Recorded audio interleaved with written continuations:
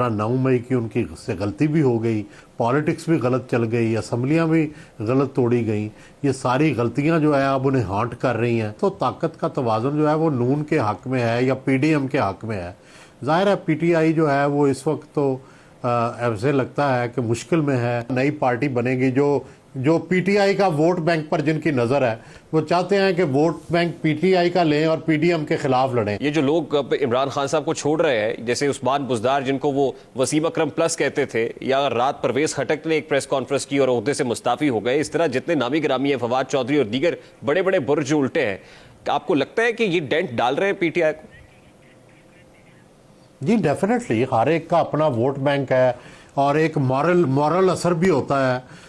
दूसरा, लोग ताकत का तवाज़ुन भी देखते हैं। इलेक्शन में भी ये देखा जाता है, जो फ्लोटिंग वोट होता है उसको पता होता है कि हमने ताकत के तवाज़ुन के साथ जाना है। तो सर, ताकत का तवाज़ुन इस वक्त किस तरफ है? यानी वो उस पलड़े का झुकाव इस वक्त किस तरफ दिखाई दे रहा है? ताकत का तवाज़ुन देखिए, इस वक्त तो ताकत का तवाज़ुन जो है वो नून के हक़ में है या पीडीएम के हक़ में है। ज़ाहिर है पीटीआई जो है वो इस वक्त तो ऐसे लगता है कि मुश्किल में है और उसके ऊपर ज़ाहिर है एक तरफ पुलिस पकड़ने की कोशिश कर रही है, उसके रहनुमाओं को दबाव भी है। दूसरा, 9 मई की उनकी से गलती भी हो गई, पॉलिटिक्स भी गलत चल गई, असम्बलियाँ भी गलत तोड़ी गई। ये सारी गलतियाँ जो है अब उन्हें हांट कर रही हैं और उसका उन्हें नतीजा भुगतना पड़ रहा है।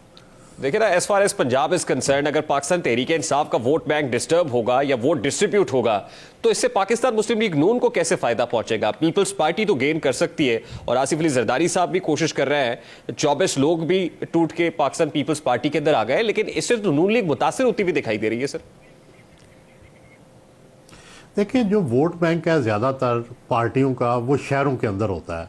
देहात के अंदर तो धड़े होते हैं, ग्रुप होते हैं, तो वो अपने इलेक्टेबल्स के साथ चले जाते हैं। लेकिन जो छोटा सा टाउन भी है वहाँ पे पार्टियों का वोट बैंक होता है। तो बुनियादी बात यह है कि मैंने जैसे पहले कहा कि जो जीतने का फार्मूला है वो ये है वोट बैंक प्लस इलेक्टेबल। अगर आप इलेक्टेबल निकाल लें तो ज़ाहिर है 15-20 हज़ार वोट वो अपना साथ ले जाता है अपने धड़े का। और इसी तरह अगर जो है 18% 20% जो है वो पार्टी का वोट होता है, कि वो डिपेंड करता है कि अब तहरीक इंसाफ का कितना है। ज़ाहिर है कोई सर्वे तो नहीं हुआ कितने परसेंट है, लेकिन वो जो है उससे में भी फ़र्क पड़ेगा। जो ताकत के तवाज़ुन के साथ लोग चलते हैं, जो लोग देखते हैं कि कौन इक़्तिदार में आ रहा है, वो ज़ाहिर है पीटीआई को छोड़ जाएंगे। यानी आप समझते हैं कि इलेक्टोरल पॉलिटिक्स में अभी भी इलेक्टेबल्स एक हकीकत है, यानी मुल्क में 1.5-2 दर्जन का रेवड़ है, उसको हाँक के जिस तरफ भी ले जाएंगे वो पलड़ा मजबूत हो जाएगा और उसकी कामयाबी की जमानत बनेंगे। जी डेफिनेटली ये रहेगा जी। ये इलेक्टेबल्स हर जगह पे इम्पॉर्टेंट होते हैं, उनका एक ज़ाती असर रसूख होता है, धड़ा होता है, ग्रुप होता है। और पाकिस्तान ख़ासकर देहाती इलाकों में तो लोग धड़ों में बटे हुए हैं। इस तरह से वो सियासी जमात भी अपने धड़े के साथ ही बदल लेते हैं।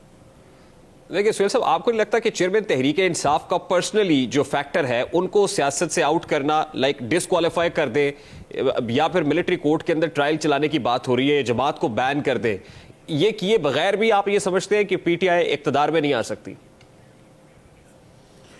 नहीं, देखें, सवाल यह है कि इन चीज़ों से तो इमरान को फ़ायदा पहुंचेगा। अगर उसके ख़िलाफ़ फ़ौजी अदालत भी चलाएंगे या उसको नायल भी करेंगे, वोट बैंक नहीं इससे कम होगा।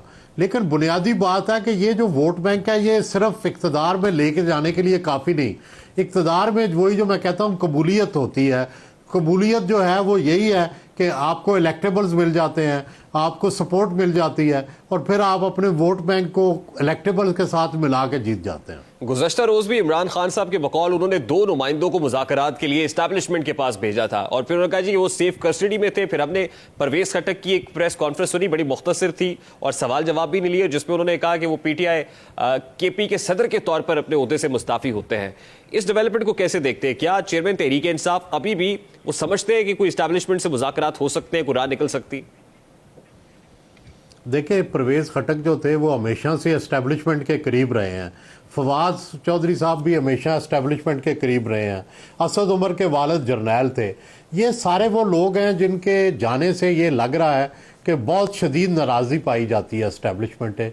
इसी वजह से वो समझते हैं कि हम इसको चूँकि ठीक नहीं कर सकते, इसलिए वो ओहदे छोड़ रहे हैं। तो आपको क्या लग रहा है ये जो ओहदे छोड़ रहे हैं, ये जा रहे हैं, ये अल्टीमेटली कहां रीग्रुप होंगे?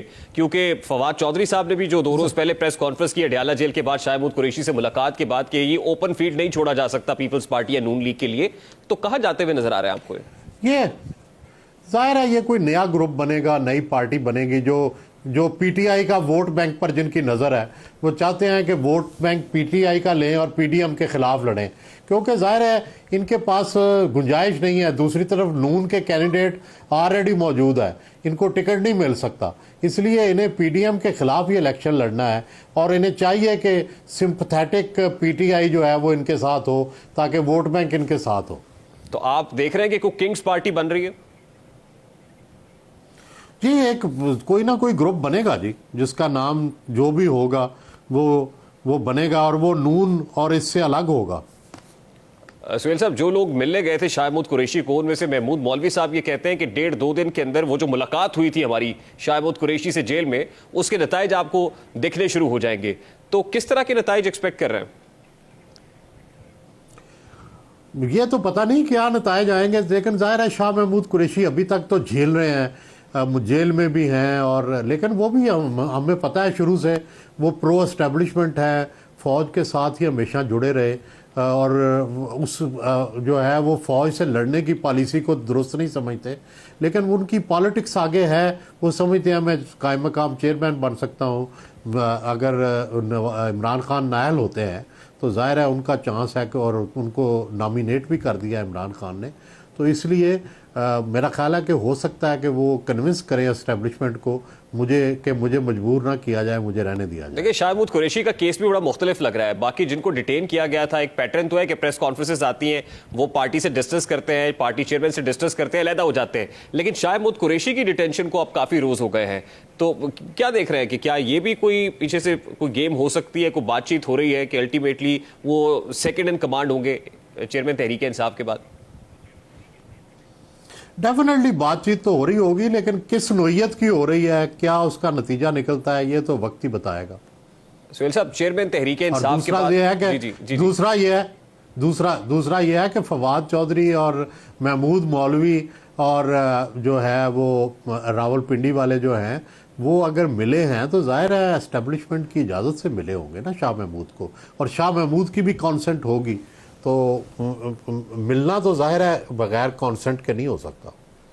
तो ये फवाद चौधरी, इमरान इस्माइल या महमूद मौलवी जो गए हैं, आपको क्या लगता है कि ये जहांगीर तरीन के साथ भी, क्योंकि ऑन बोर्ड है, फैसल वोटा से भी मुलाकात हो गई थी, तो ये जो प्रेशर ग्रुप बन रहा है या जो किंग्स पार्टी बन रही है, क्या ये उस तरफ जाएंगे या फिर पाकिस्तान तहरीक इंसाफ में माइनस इमरान खान चल सकता है? मेरा ख्याल है कि इनका इरादा यही होगा कि ये तरीन ग्रुप में मेरा नहीं ख्याल जाएंगे।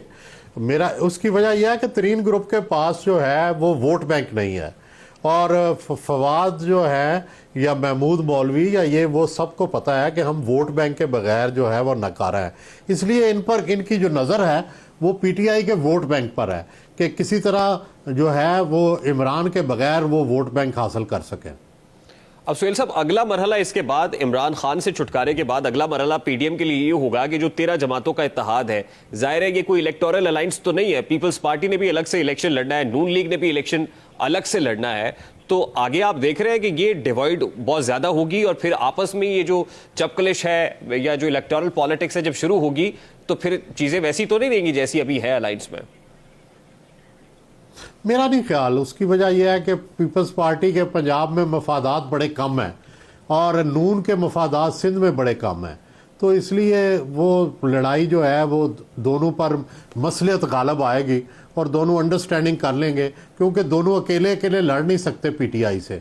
जितनी देर तक ये इकट्ठे नहीं रहते, पीटीआई जो है अगर इकट्ठे रहे तो पीटीआई पर गलबा हासिल रहेगा, अगर अलग अलग हो गए तो पीटीआई जो है वो छा जाएगी। ये बड़ी इंपॉर्टेंट बात आप कर रहे हैं कि इनको इकट्ठे रहना पड़ेगा पीटीआई से मुकाबला करने के लिए। इकट्ठे रहने के लिए कोई ना कोई बार्गेन भी तो होगा या एंगेजमेंट भी तो होगी कि अभी इत्तेहादी हुकूमत के वजीर आजम मुस्लिम लीग नून के शहबाज शरीफ साहब, आगे क्या होगा?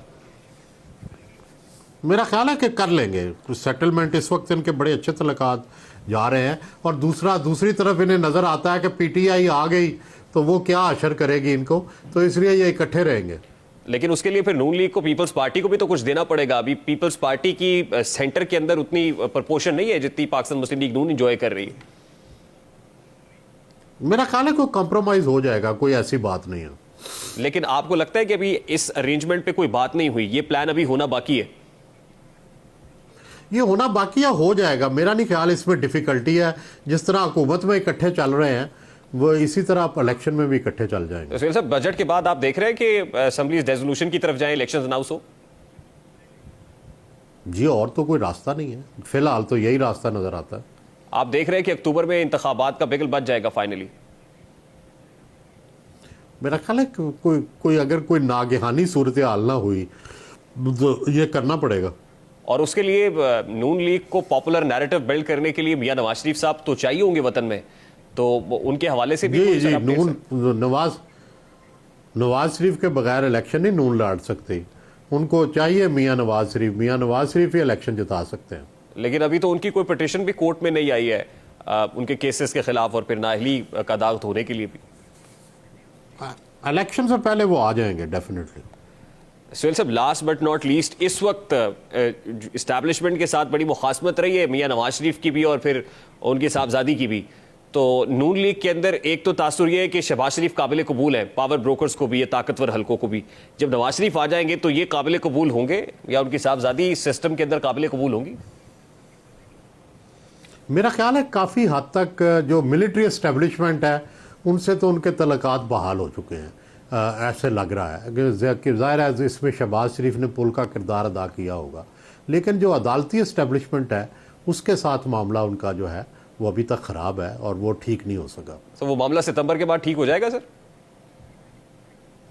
ये अंदाज़ा है कि ठीक हो जाएगा। मेरा ख्याल है उसी पे कर रहे हैं, इंतज़ार कर रहे हैं। बहुत बहुत शुक्रिया। सीनियर सहाफ़ी तज्ज़ियाकार सुहेल वड़ाइच साहब हमारे साथ मौजूद थे। -1 फार्मूला कितना काबिल अमल है, ये हकीकत है या फसाना, इस पर बात करेंगे इस ब्रेक के बाद। पाकिस्तान तहरीक इंसाफ के मुनहरिफ रहनुमा महमूद मौलवी हमारे साथ मौजूद होंगे। ब्रेक के बाद हमारे साथ रहिएगा।